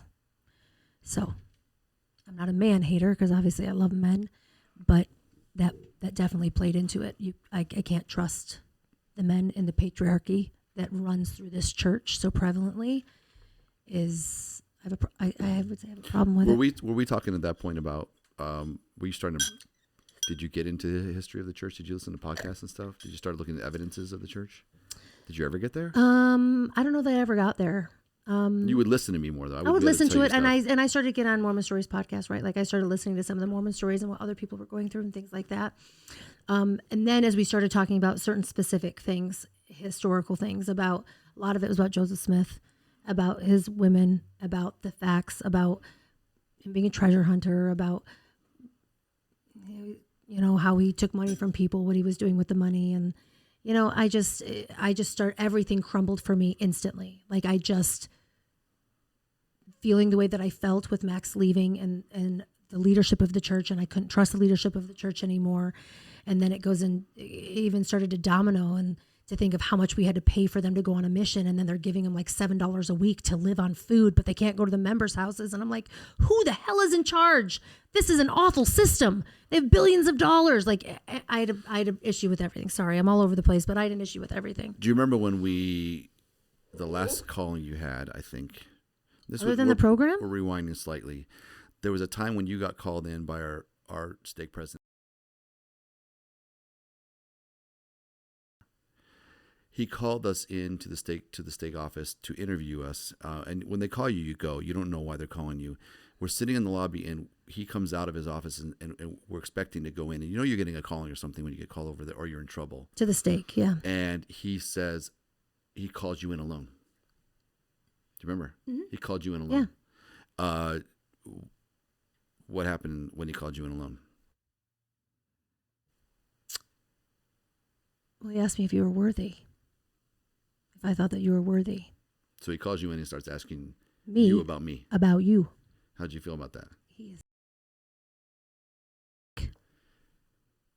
Absolutely. It's my opinion of him. The way that he treated, just in that little demonstration of abuse of power of men, intimidating a woman, trying to out her husband. Out for what? You had nothing to out. I had nothing to out, but like he was trying to pressure me to out something. Between that and the way that he treated our boys before and after the mission. So yeah, Max is on his mission, and he in that time also we're dealing with the next summer. My father gets a brain tumor, and like from diagnosis to passing is like 2 months, right? Really hard time. Yeah. So that event will make you evaluate life, no matter what, right? And you were intimately involved in the diagnosis. You went to the doctor's appointments. You were there more than I was in some ways. It was awful. And so our life was taking us in a route. And then Max comes off his mission. And you remember he went to go meet with her when he got off his mission. Do you remember how that went? No, please. I do remember how it went, but I can't remember the specifics. So if you could retell it, that would be a No, lot he better. just got home off his mission, and this is hearsay, of course. And I forgot to ask Max about this in his thing, but he told him that before he went on his mission, he was an arrogant kid. Yes, that's what he did say. He was arrogant and self-centered, and you can tell that the missions humbled him, and that's what he needed to have happen to him. So anyway, life progresses, and then Marshall decides he's going to go on mission. Were we going to church at that time? We were still going. And you were going, Because Max is gone right? when Marshall goes on his mission. Yeah, Max is gone, and then Marshall's going, and then You had a year overlap. because it was right after your dad passed away, and then Right. Marshall left that fall. So but we're still going. But I remember you only went because I wanted to go. You didn't Very say true. those words to me, but you just said to me, Jeff, if you ever just say you don't want to go, I don't need to go anymore. Yeah, I was done. And we were going for the kids. We really thought it was the best thing for the kids. No, this is a good thing for our kids. This is a good structure for our kids. It's good environment, good examples. They can have good friends. And I was going for the pride. I didn't want to be the guy who left the church. I didn't want to be like all these people. And the other thing we didn't talk about is during that time, there was an awakening among members of the church. Information was coming out, and the church had to start owning up to things. Yeah. And its owning up to things was really a spin job that made it look worse, right? And we had friends who were going through the same thing. Yeah, quite a few friends, actually. We had different places, but we had quite a few friends going through it. And they were at different phases in their relationships in their own marriages. Some would be more out than in. And we were lucky in that we were both kind of out for different reasons, but we were still aligned, right? But I also was definitely the black sheep in my family. It was everyone, I'm sure, we're having prayer circles because Rachelle's not wearing her garments and she's going off the reservation. And you've always been the one who's not afraid to go a different path. So I'm sure they were like, oh, yeah, of course it's Rachelle. Yeah.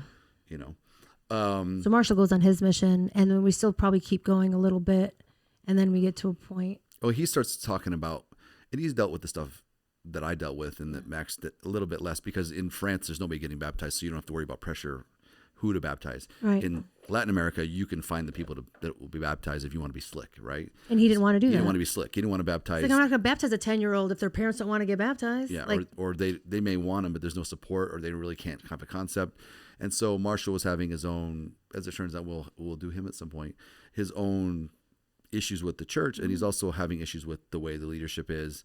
And so, and I'm supportive of that. I was sick when he went on his mission. I was like, I couldn't tell him not to go, but I remember having conversations with him about it towards the very, very end. And he said, I just don't believe this. I said, well, then that's what you carry into your meeting, and you stand by what you believe. Yeah. And so they basically said, yeah, you're going to go. You're going to go home. You're going to go home. But it wasn't like it was, I think it was going to be honorable, I think. I don't remember. But it got so messed up because he got home he was beginning of February, and COVID happened.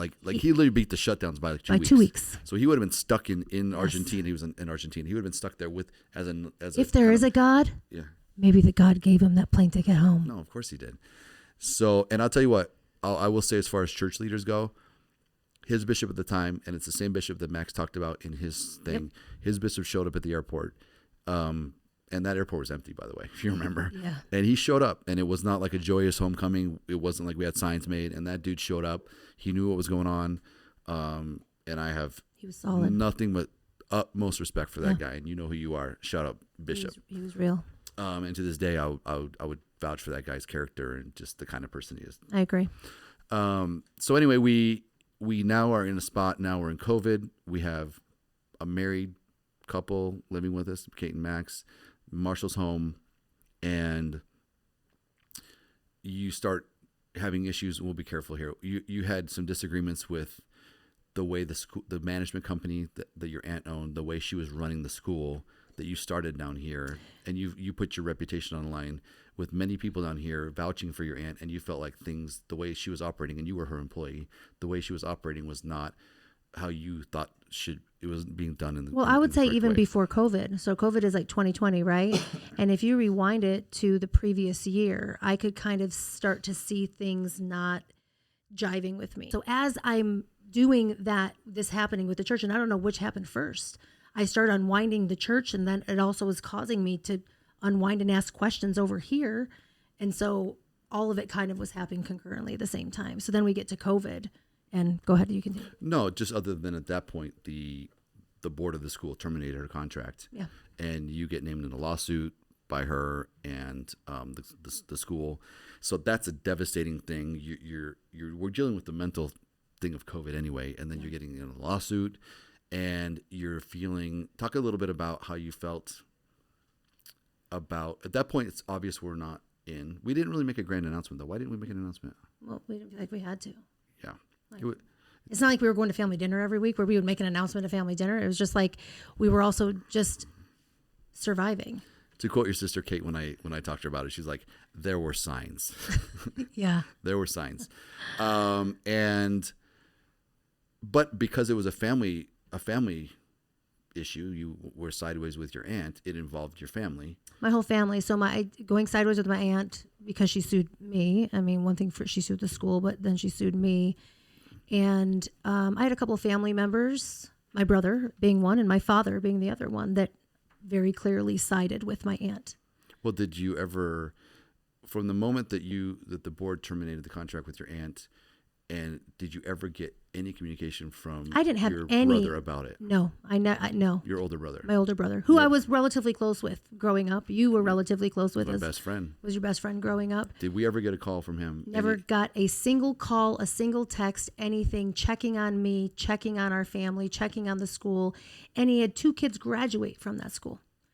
And nothing. And what was Silence. your father's position on it? My father's position on it was... When you had expressed concerns to him about what was going on, what did he say to you? Well, at one point he was like, "Oh, I see your point," and then it turned into, "You can't do this without her.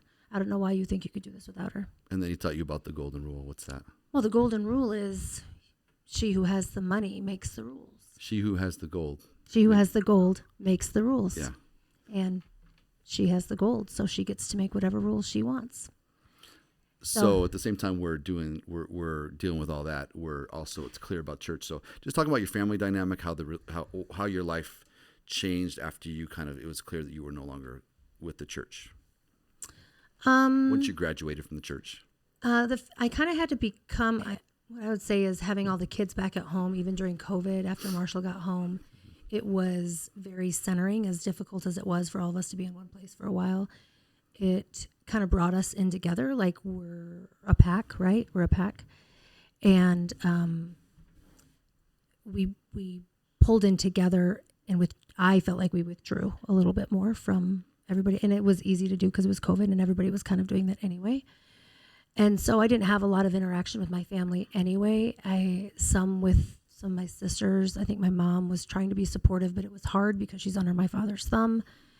And just had the dynamic totally changed. I mean, I shut my brain off to my entire dad's side of the family. He's the oldest of 9.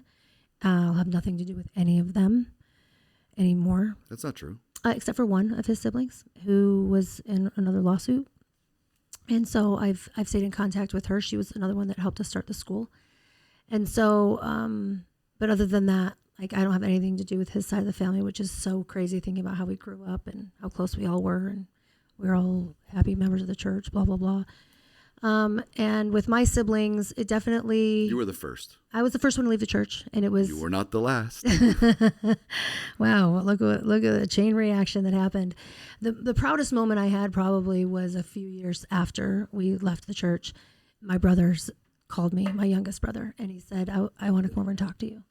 And so he came over, and he's like, I noticed that you haven't been wearing your garments, and I don't know where you're at with the church, but I'm guessing you're not in. And I'm like, no, I'm not in. And he had just gotten done reading the CES letters. And within 48 hours, he was like, I'm done. And he's angry. And he's like wanting to. He went loud. If we went quiet, he went loud. Shout out, and brother. And I was trying to like, okay. Respect to that. Everybody does their own way. Let's just pull us back a little bit. But I just felt, for being in a family where we didn't ever really talk about things, emotions, spiritual things even, I was really proud that he came to me and he felt like he could talk to me about it, and it was worth all of it for that moment. And so, I mean, since then there's been quite a few other members of my family who have gone their own way with religion, and They don't have their 10 sacraments anymore. They don't go to church regularly anymore. Some of them do. And for those that do go to church, I think it's probably weird for them. For us that don't go to church anymore, they just don't know how to even manage it or how to deal with it. And instantly, when you're deeply ingrained in that culture, somebody who leaves the church, automatically becomes a stranger, almost in a way like I don't even know how to have a conversation with them. So, I mean, some of my siblings, I haven't always been super close with them anyway, but this definitely kind of drew a line in the sand for me that if you were not on my side in this lawsuit, then you're dead to me. Do you think there's an element of they thought the way things went with your aunt is it as a result of the way you were or were not spiritually?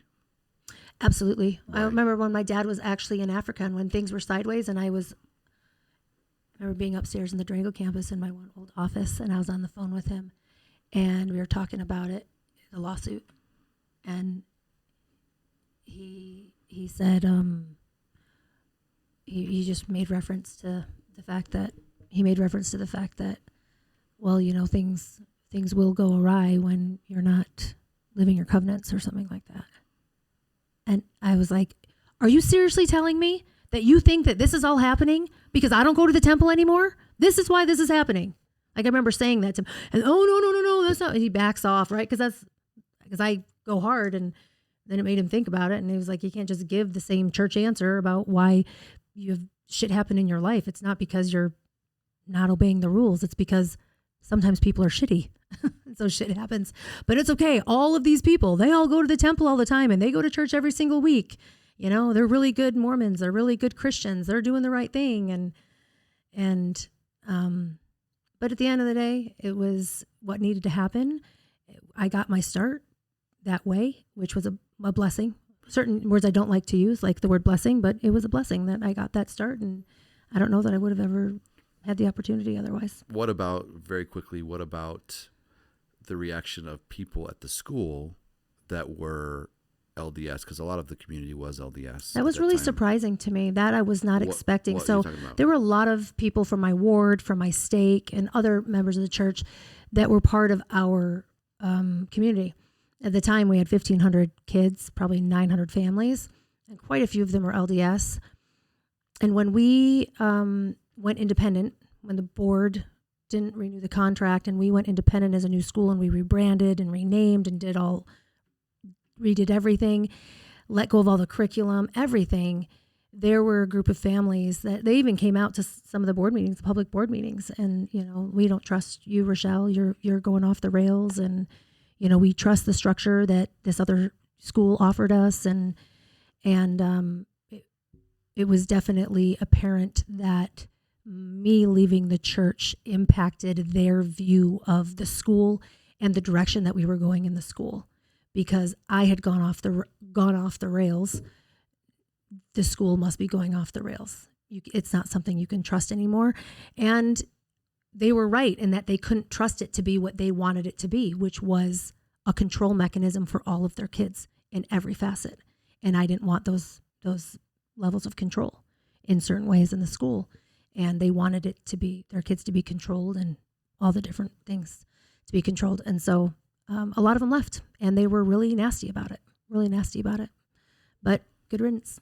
So 15 minutes left on the tape. How is life after Mormonism? Did you leave just so you could sin? Absolutely. Just so fucking fun. No, whatever.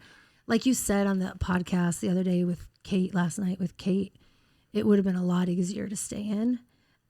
It's a really comfortable place to be. They provide everything for you. Everything. Life view, social group. Everything. Activities, friends. Yeah. It's a franchise for life. You're a franchise. I mean, you buy a you life think franchise. you don't have the trunk or treat. You don't have all the different Christmas activities. I mean, there's so many different things that But you could still go. But why don't you still go? It's just not, it's uncomfortable, right? I feel like I just don't. It's so funny. The church is supposed to be a place where everyone is welcome. If you're like them. You couldn't wear jeans to a sacrament meeting and feel comfortable. There's no way you would feel comfortable. And the only reason that they like it when like rehabbed addicts show up is because they just want a good story over testimony meeting, you know? I think that For some people, I can see the structure. It can be good for them. I can see there can be good parts of it. But I just think that it's so small-minded and myopic in the way that the community is, that it is it's not beneficial for me, and I don't. Well, you resigned. Why did you resign? I have not resigned, but you resigned. Like, what was the deal? I had thought about it for a long time, and I didn't want to be affiliated with the ugliness that I felt of what the church had given me. And then Max resigned. And as soon as Max told me that he resigned, I'm like, I'm fucking on board with him. I'm not making him go out by himself. So you did it because I'm out, and I took Joe with me. you did it just in solidarity with Max, so he wasn't alone? Yeah. If he had not resigned, you think you would have resigned? I think I would have resigned eventually. I had a hard time resigning without you resigning. I felt like we needed. I'm just hedging our bets, bro. Shout out hedging. I felt stronger that we should be aligned, but then in the moment where he had resigned, I was like, no, I'm resigning, and for me it was. I still have a lot of emotions and feelings about things in my family and people in my family and the relationships I have in my family, because I can't believe how hurt I was by them, and it makes me angry that they hurt me. The patriarchal system in the church made me resign. I have a visceral reaction to men in authority just not being good people. And the church allows it and promotes it in a way. Bishops interviewing 12-year-old girls and talking about masturbation. Like, who the hell is allowed to do that and have it be okay? But they'll take your money, and they won't let you in the temple unless you pay them the money. So you got to pay your way to the top. It's not about being righteous. It's about paying your way to the top. So it's run by a bunch of men, old men in Salt Lake that I don't agree with. And I did not want to be associated with that in any way, shape, or form. And I never had an experience that tied me to this thing religiously. I've never, is there a God? Is there not a God? I don't know. But I never had a reaction. I've never had any type of Conviction, any experience or conversion events or anything like that. No.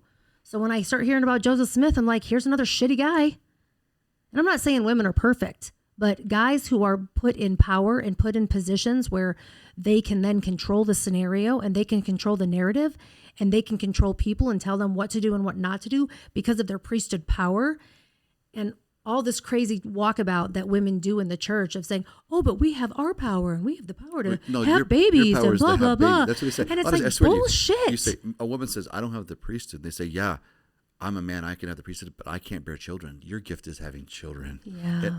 I don't think your issue is with men because it sounds a little bit angry. I think your issue is the fact that a woman's voice is not valued. It's not given any credence because you are a woman.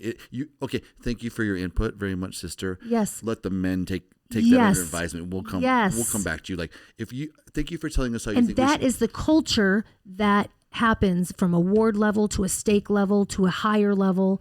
And the worst of it is there are good men, like the bishop we Absolutely. talked about. Even the bishop, the Ambien bishop is a sweetheart of a man. Yes, he is. He is a victim. Stuck in the middle. He's a victim of training and conditioning. And, and the stake president we talked about is not a good man. He's the most arrogant, pompous. I have a visceral feeling of dislike for him. But a lot of them aren't. But they hide under this cloak of humility. Last time I saw him, he came up and tried to shake my hand. Yeah, what'd you say? And I said, not today. Yeah, we're not doing that. And I turned around and walked away. Yeah, that was ballsy move for you. I like that. Real G. Yeah. I don't hate men. I don't like that the culture you don't hate men. this. You value women, though. And you think they have a voice and they can run schools and do things. Yes. Yeah, I get it. You're not. And usually we have better ideas. And that's fine. You can claim them as your own, but at least let women give some input. And women are emotional, don't get me wrong. I mean, we can be a hot mess. So I'm not saying we should always be in charge, but there is a place for women. And I wouldn't call myself a feminist in any way. Like I loved being home with my kids. I loved, the way that our life kind of is, the turns that our life has taken. And I don't necessarily believe a woman can do anything better than a man can do. I think that it depends on the people that are doing the job and who has the better skill set and has a natural ability to it. It doesn't matter if there's a penis, if there's a vagina. Whoever is the better person, then they should be the one doing the job. So back to anyway. back to life outside of Mormondom. We have 8 minutes left. What do you want to say about it? About no longer being in the church? Like, what has life been like? Life has been crazy. It's had, I think one of our conversations we've had, which we've become very, very close, and we've talked about a lot of different things over the last 5 years. It's become, you have your higher highs and you have your lower lows. And I think you probably referred to that in your first podcast too. Well, you're living in real life. You're living in reality now. So you're living in the real world now. And living in reality is really scary. And it's very, very, you have to be very vulnerable to be there and be realistic. And it's really hard when... It's hard because you have to rely on yourself. You can't rely on what you perceive to be God's hand in your life is. And you're always, that's your cloak of, that's the thing that you handle to not have to look at yourself and be reliant on yourself. You always thinking, what am I supposed to be doing? What does God want me to be doing? What is he telling me? As opposed to saying, no, I'm going to put my pants on. I'm going to handle my business. Now, if there's God or not, I don't know. Hopefully I do the right thing, but I'm going to be brave enough to face this world in a real way, in a way that exposes me, not what I think someone wants me to be or where he's trying to take me. I've got to handle my shit. And there's a lot of it. Yes. As I'm talking over your confessional. No, not at all. You say it much better than I can say it. I think you have to be brave. And you have to own your shit. Like when it's not good, and it's because of you. You can't blame it on anybody else. You can't say this was the path I was supposed to be going down. This is what I'm supposed to do. Yeah, it's or whatever, right? To. And so when you take away all the excuses, then it leaves you pretty exposed and vulnerable. And so I do feel fortunate that I've had you as my companion going through this. Companion is a shitty word. That's like a missionary word. As my spouse, as my person. Homie. Everything. Going through this. And we got fortunate. I think a lot of people don't get fortunate and they don't stay together because... Well, let's be real. We've had some rough times. Oh, yeah. Very, very, very rough times. Yes. We'll be honest. Yes. Not been, if we didn't grow up together, we probably still wouldn't be together. No. So, yeah, let's just keep it real for the people. This is not a kumbaya honeymoon talk. Yeah. And we've had really, really great times. Oh, yeah. But we've had equally and low down times. And I think what has been surprising to me is I never would have thought as I was growing up that I would be doing the work I'm doing on myself at almost 50. I'd be like, no, I'm going to be there. And then we just live the rest of our life and we're happy, right? It's like, no, this shit didn't even start till I was 45. And our families had to watch us go through our adolescence. Yes, a little bit, right? So, I mean, and... Shout out close friends. Yeah, shout out close friends, that too. The one thing that I'll say is that, shout out to our kids, because there's been times where, like, we've been in survival mode. Some of the moments, like, through the lawsuit and everything, where it was just, like, all we could do to survive, and we had to spend a lot of time together, and they kind of got pushed aside. And there was a fair amount of tequila drink during those times to help us get through them. Yeah, but I wouldn't change anything. I wouldn't do it any different. I definitely still have probably some unresolved stuff that I think I can see that over time will resolve themselves. I feel a lot better today about the breakup in 2020, the school breakup, than I felt 2 years ago. So I think with everything, it kind of takes a progression. And I also like being able to be a landing spot for other people when they have questions. And that was my point. We have 4 minutes left. We weren't loud. If you were going to give a 1 minute speech to someone who is struggling with the church or feeling some of the feelings you're feeling, what would you say? Oh, gosh. I think that this life is too short to feel judged and feel inadequate and to not feel like you can make a difference. And so as a person, as a mom, as a woman, as a wife, you intuitively know what is best for you and what is best for the people around you. And those are the things that you need to follow, not what is found in a manual, what's found in a handbook, what some guy over the pulpit is saying in a really weird cadence. But that it is found inside of you, and where it comes from inside of you, I'm not going to dare say, because I'm not going to get on the subject of God. But I think that we're all given the tools that we need to get through life and the relationships. And bigger than that, it's the relationships you have. So if you're feeling inadequate, then you make more friends and put yourself out there and pull on the strengths of other people. We're always stronger being able to rely on more people than just trying to go through life by yourself. And so for as much as we were part of a community, I realize now looking back that I was still kind of rolling it alone, rolling it solo. And so it's not as easy on the outside, but it's a lot more true and authentic and real. So, and that's who I am innately, which is why that doesn't work for me. You've never fronted. No one could ever say you're a faker. You're not a fronter. So I love you. Thank you for coming on here. She didn't think this was going to be interesting. She's like, no one's going to be interested in my story. My story's boring. If nothing else, you're just pretty to look at, so I can just watch you. Love you. Thank you for coming on here. I love you. Wait for the after show. Oh, snap. And this is her third time on here. This is her third time. She's a third timer. Yeah. If you haven't seen our earlier episodes, check out a recap of our trip to Paris and also our restaurant episode. Love you. Peace out. Peace out.